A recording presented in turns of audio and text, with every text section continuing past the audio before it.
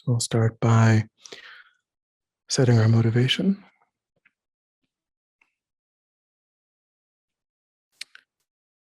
So we recollect that Kanjala has given advice for Lama Zopa Rinpoche students to spend time familiarizing their minds with the Lamrim realizations of death and impermanence, as well as bodhicitta.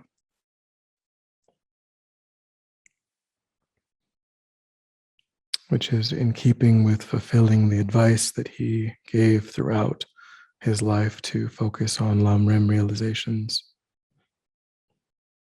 So we think in that way, we draw close to Lama Zopa Rinpoche's holy mind by fulfilling his wishes.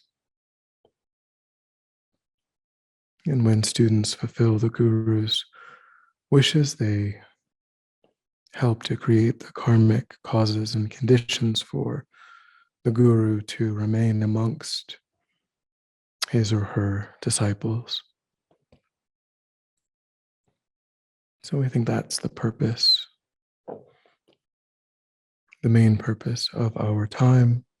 We also, of course, receive the benefits of the practice itself, speeding our own journey to enlightenment, not only on the basis of fulfilling the obligation of a student by taking seriously the advice of the teacher and trying to put it into practice, but of course, what the teacher recommends is to familiarize the mind with the insights that the Buddha had, the only thing separating oneself from the Buddha are the insights generated in the mind of the Buddha.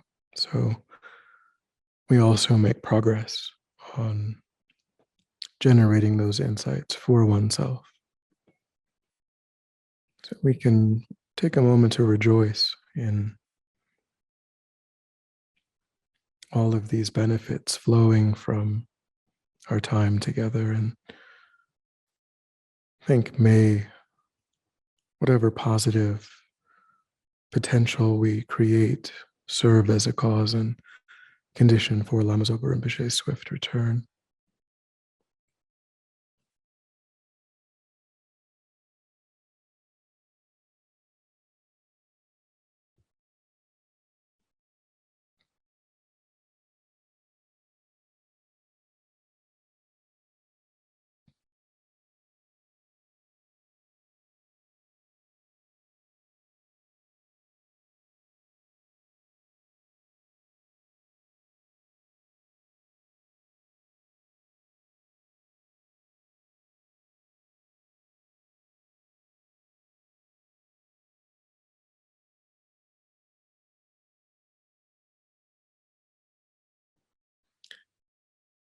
And then we will begin to settle into a stable, comfortable, upright position, serviceable for meditation. So we think about keeping our feet flat and our back straight, torso open, hands in the lap, right over left, with the palms upturned and the thumbs gently touching.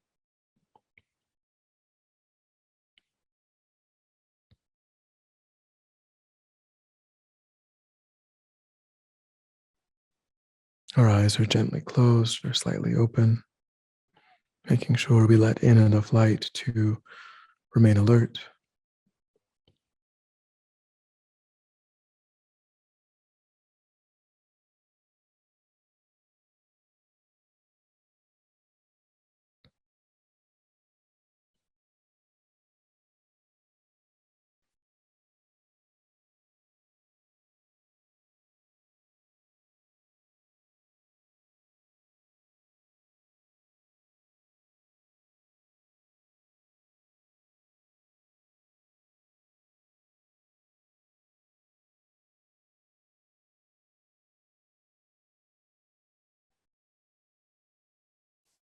moving your awareness away from the external environment, allowing sights and sounds to be as they are without investigation, constraining your awareness just to the body and mind.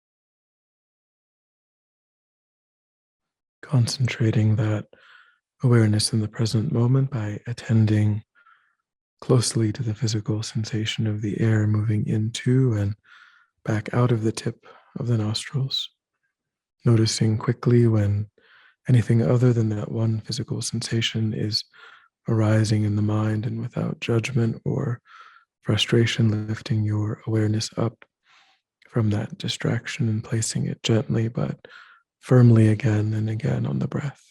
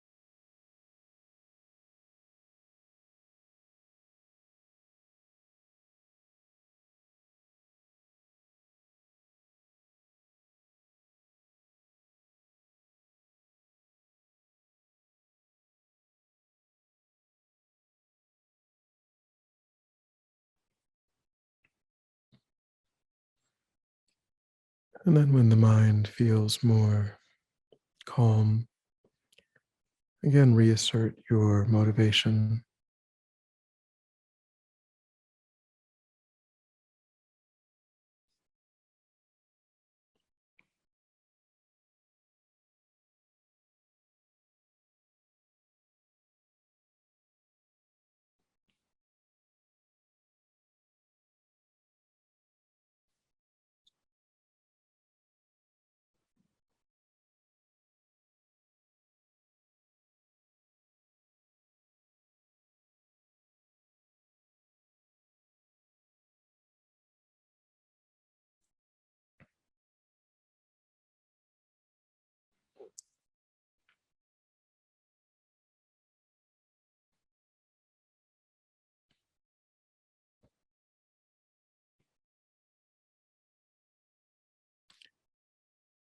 And then today, as we engage in a contemplation on death and impermanence, we'll begin by refreshing our understanding of precious human rebirth.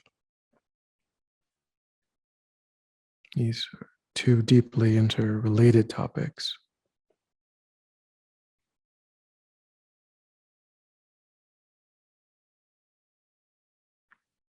It is primarily the concern of losing our precious human rebirth and the difficulty of obtaining a succession of precious human rebirths that makes the meditation on death so important, so meaningful. So I try to get in touch with what it is that we do possess in this moment. So we begin by reflecting on the Buddha's assertion that all sentient beings have the seed, the potential of enlightenment in their mind.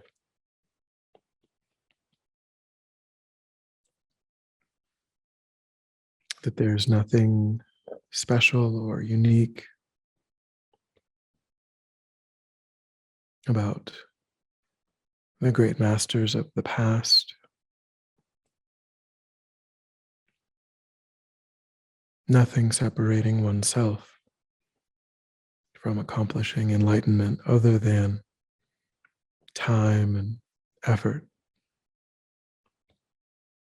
Because our mind and the minds of all of the great masters have the same inherent nature.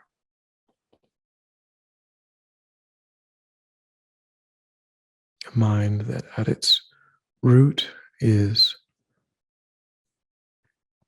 not one with the afflictions, not one with the disturbing attitudes,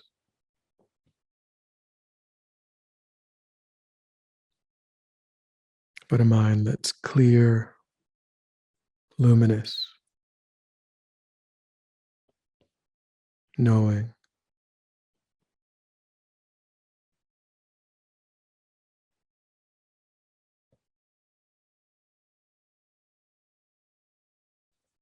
So try to feel that potential in your own life, letting go of discouragement, laziness, procrastination, through an understanding of the innate potential of one's mind.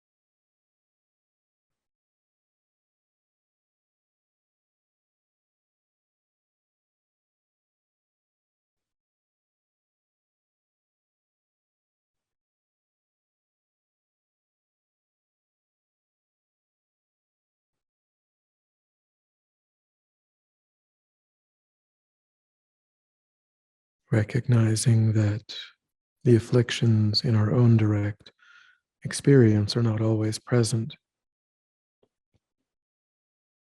They arise due to causes and conditions.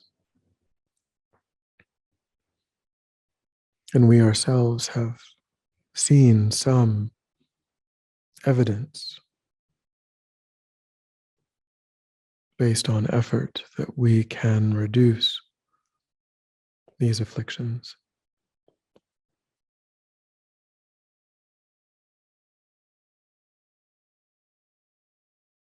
We have some small experience with patience and loving kindness and generosity and joyous effort and ethics, wisdom. compassion.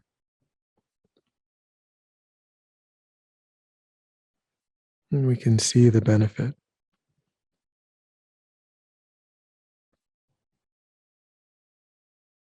And if there's benefit, then by applying the antidotes, these positive mental states, more and more strongly, then the benefits can only increase.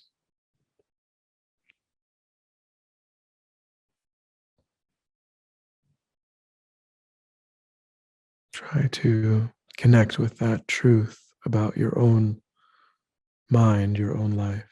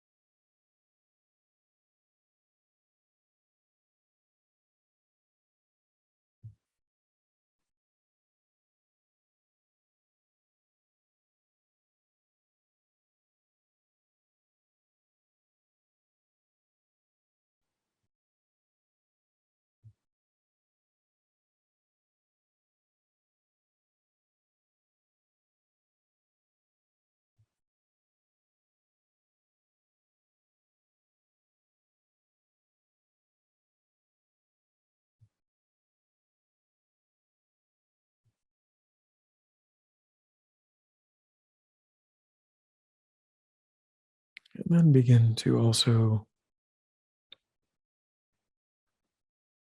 recollect that although this is true of all sentient beings have a mind at its root that is clear and radiant and knowing. Not all sentient beings are able to tap into that potential equally.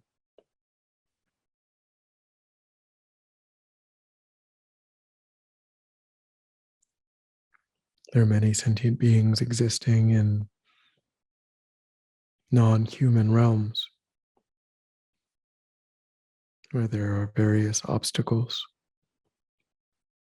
the obstacles of the various sufferings of the lower realms, the obstacles of intoxicating sensory enjoyment of the upper realms.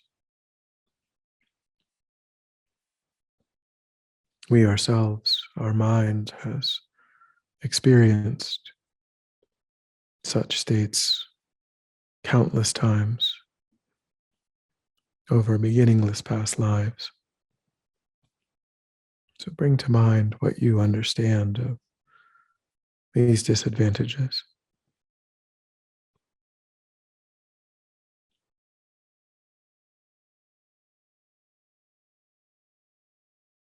The specific and general sufferings of samsara.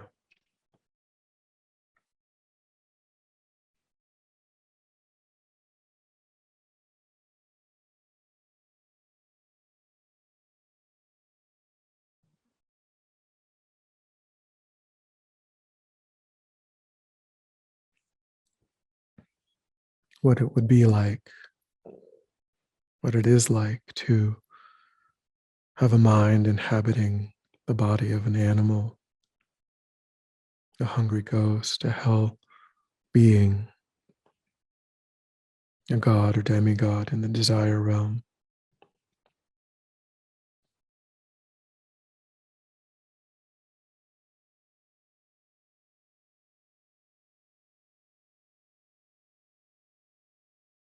Try to suffuse the mind with a sense of relief, joy. These don't characterize our experience right now.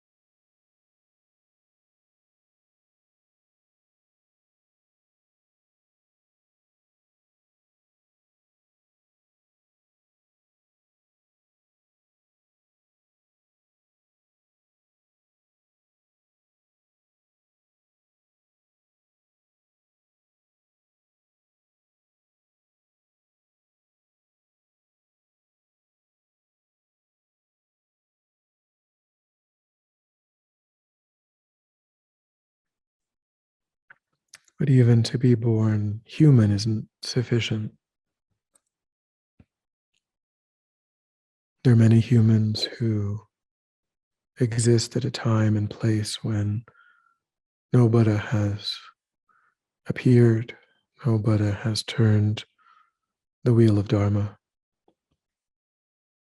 where the teachings have declined to the point where they're not understood, not practiced.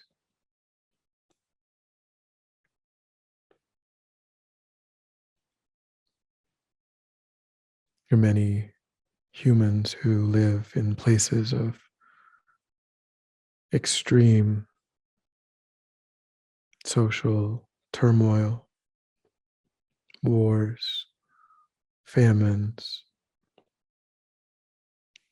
repression,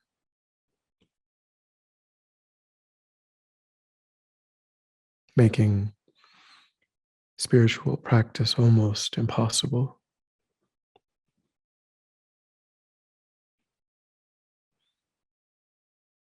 In the human realm, our mind has experienced those sorts of rebirths countless times as well.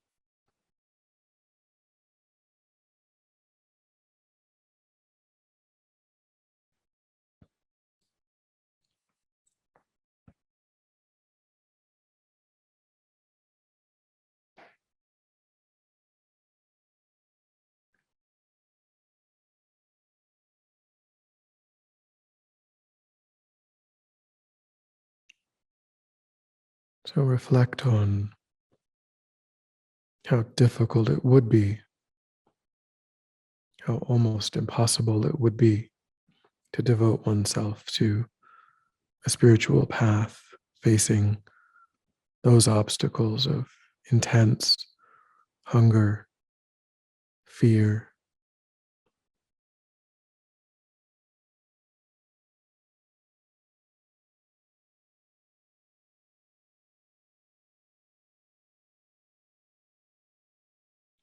complete instability.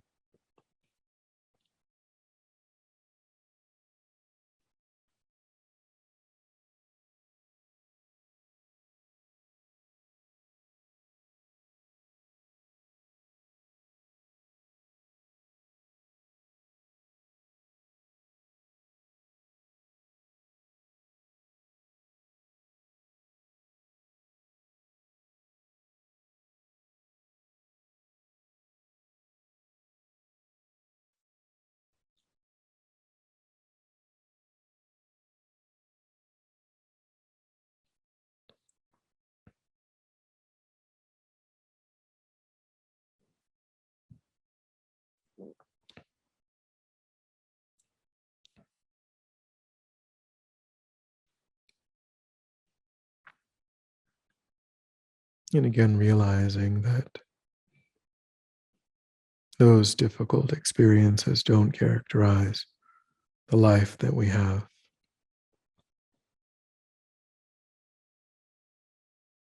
like all ordinary sentient beings, we face obstacles, but nothing that totally cuts us off from spiritual growth and development.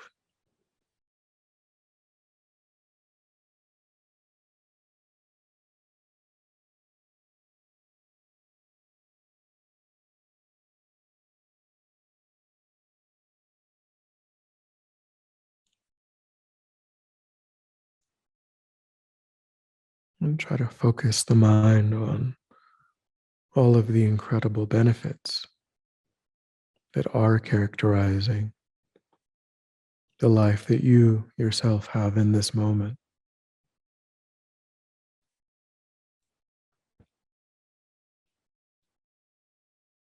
Living in relative comfort and safety,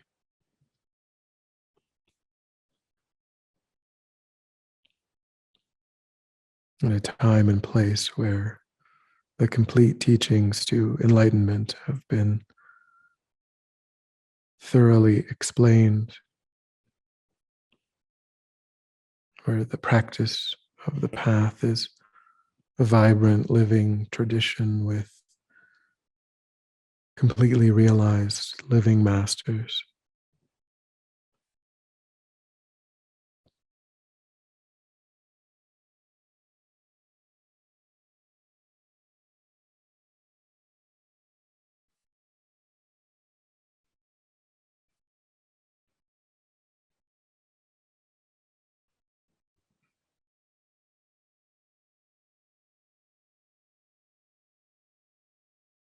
Being in possession of a body and mind that work well enough to understand the teachings, engage in practice.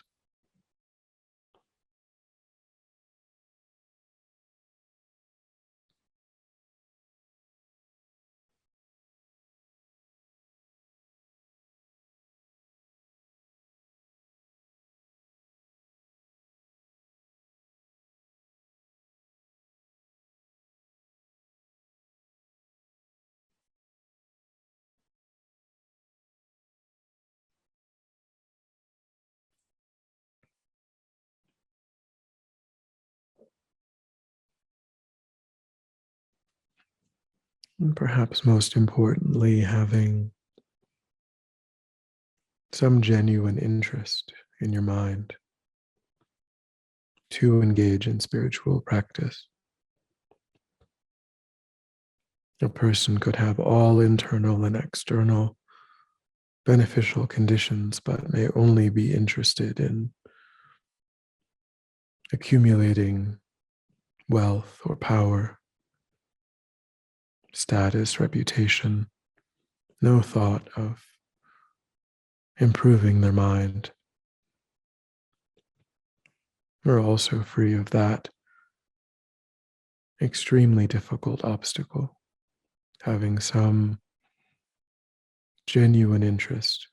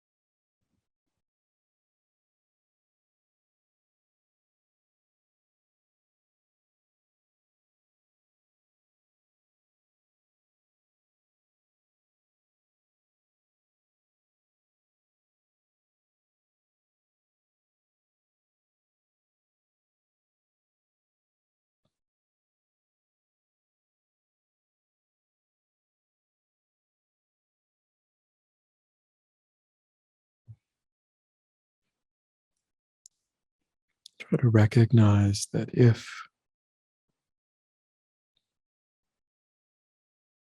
you were to imagine, to construct a life that was the most well suited to engaging in concerted, genuine spiritual practice and having the best chance of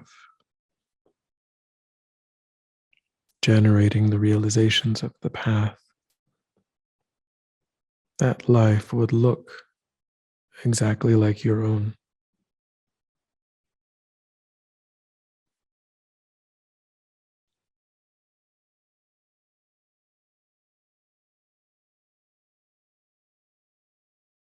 Try to contemplate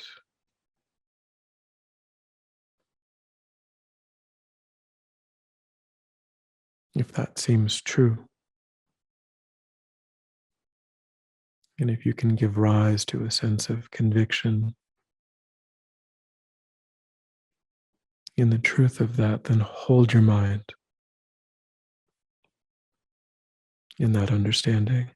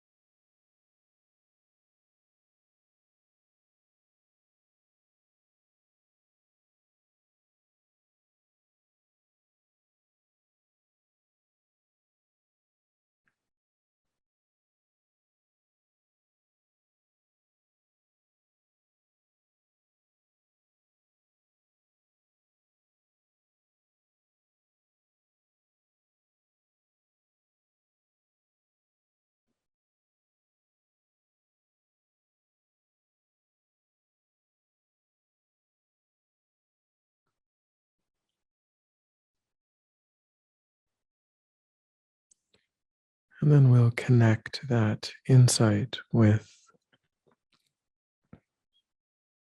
the understanding that this opportunity, this incredibly valuable, precious opportunity, is one that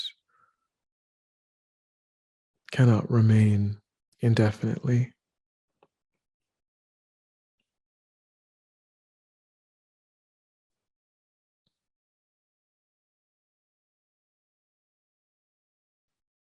That in each moment we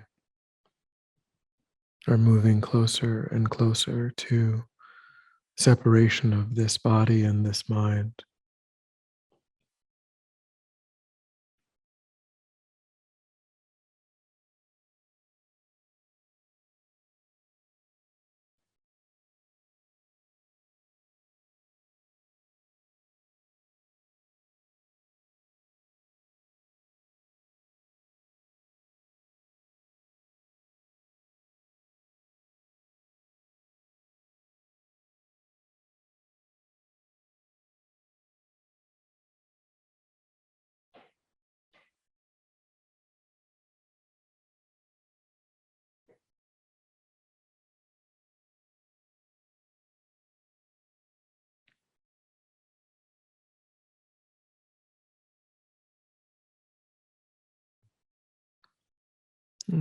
We can contemplate the words of the Buddha.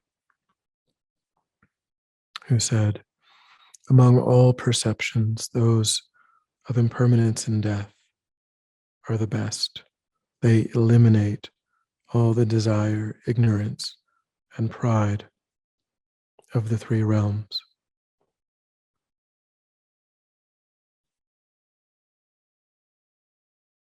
So we'll contemplate how bringing to mind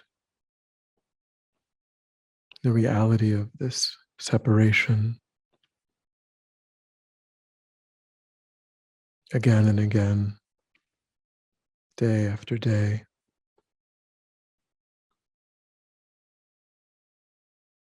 will naturally stop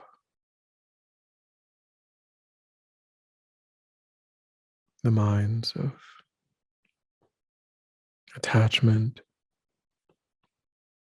clinging only to transitory sensory pleasure of this life.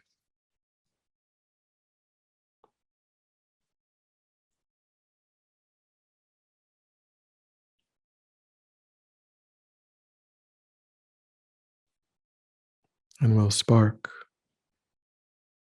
interest in pursuing wisdom and overcoming ignorance.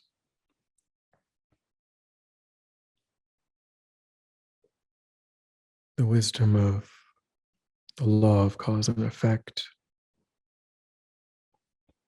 the wisdom of impermanence itself, the wisdom of the 12 links of dependent origination,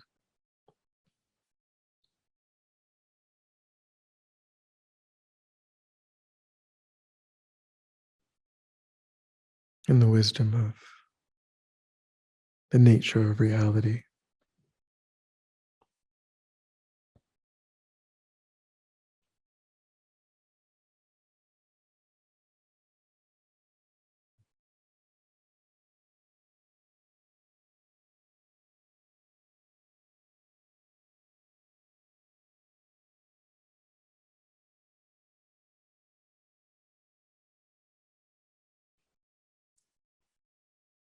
And also how it cuts off deluded pride,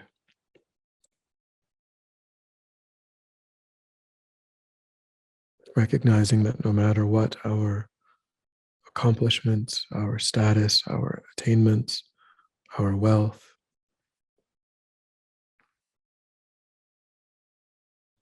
like every other sentient being, we will be separated from all of these accumulations.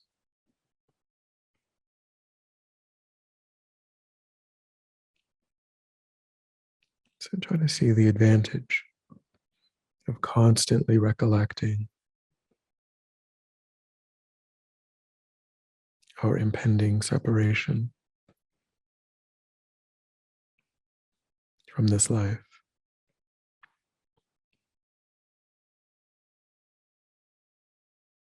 Seeing all of the virtues that flow from a mind that's motivated to take the real essence of this life,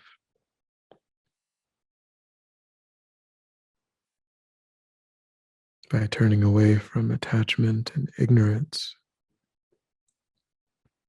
deluded pride, and the other afflictions.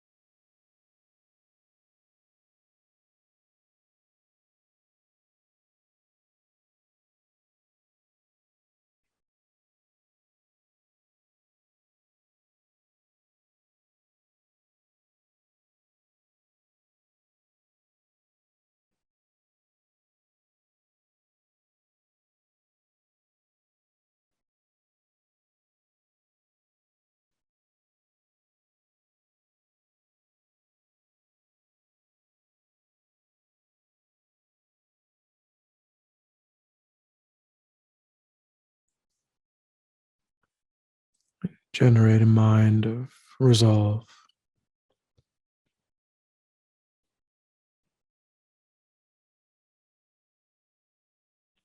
thinking that I will engage in the trainings of understanding precious human rebirth and death and impermanence, seeing their great value for my life.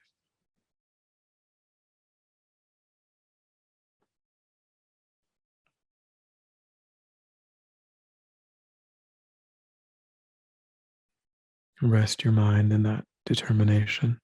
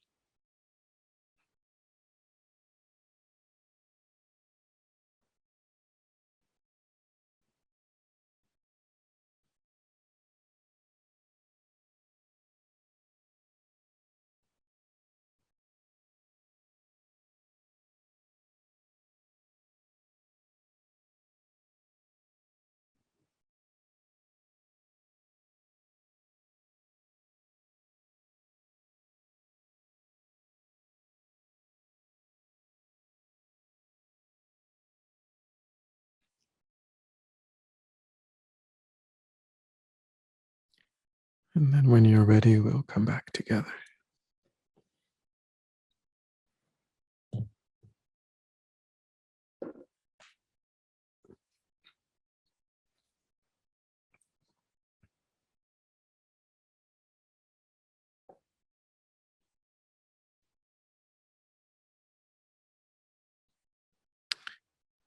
All right.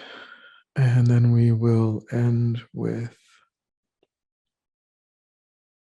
swift return prayers.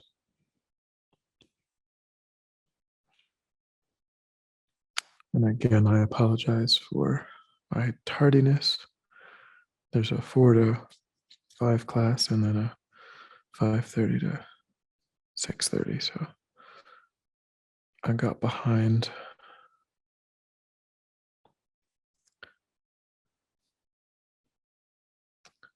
All right, I will share my screen.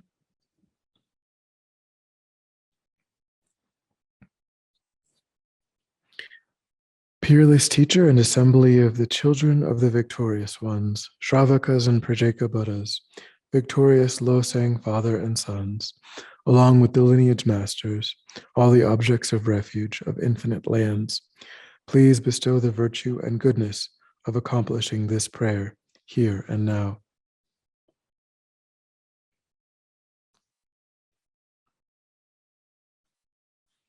Holding and spreading the Muni's precious and complete teachings through explanation and practice, you wore the armor of patience that is never discouraged.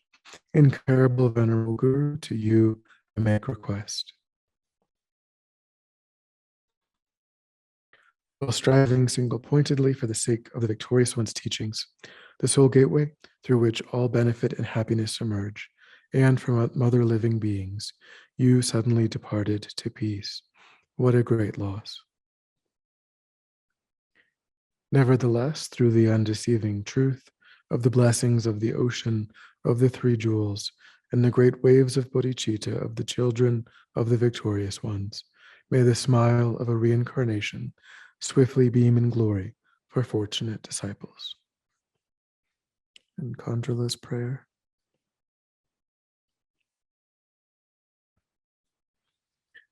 Guru, think of me. Guru, consider me. Gracious Guru, care for me.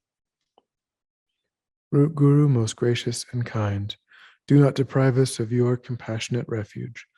Listen and consider this heartfelt prayer made by a tormented disciple.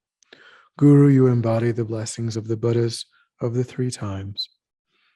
You may rest in great bliss, equipoise within the dhatu of unimpeded luminosity, yet the playful dance of your loving compassion can emanate in myriad ways. The swift appearance of your magical wisdom, the Rupakaya. The time has come for you to care for us once again with your affectionate compassion.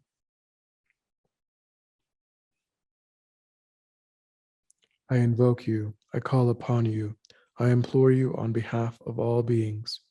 Arise, arise, arise from the Dharmakaya. Do not rest in Kachar or other pure celestial realms. Rather, to benefit the Buddhist teachings and all living beings, swiftly return to this southern continent to spread the Buddha Dharma of study and realization. Quickly return to guide us poor, wretched beings. Such is the desperate cry of us, your disciples. Return so that we may actually behold your presence and receive the blessings of your enlightened body, speech, and mind. All violations, errors, mistakes, and broken samaya that we have made in relation to your spontaneously present, awakened body, speech, mind, and activity through our being baffled, confused, and conceiving things in erroneous ways, we confess within the luminous emptiness of your three kayas. Of everything auspicious, the supreme auspiciousness, may there be the auspiciousness of emptiness and compassion conjoined, and the auspiciousness of a timely meeting between master and disciples. Through the force of the truth of unchanging suchness, may the unmistaken incarnation return quickly. This lament was made by me, a dakini with pure faith and samaya, her eyes filled with tears of sorrow. May these wishes of a beggar woman be fulfilled through the blessings of the deities of the three roots. Perception, its object in the act of perceiving, all dissolve within the expanse, the blissful clarity of suchness. Ah.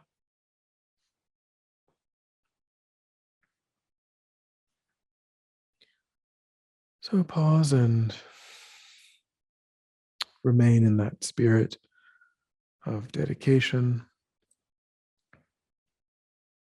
thinking that we strove to fulfill Kanjula's advice,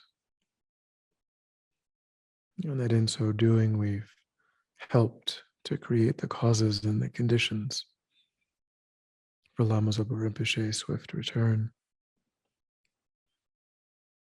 So we dedicate the merit of our practice to that ripening result, very clearly seeing it come to fruition due to the force of our collective effort and merit.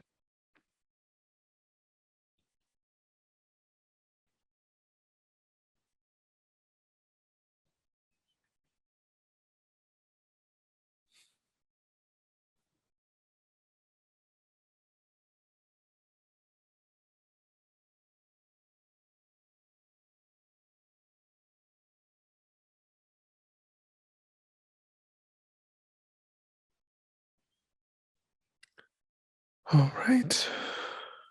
Any thoughts or questions?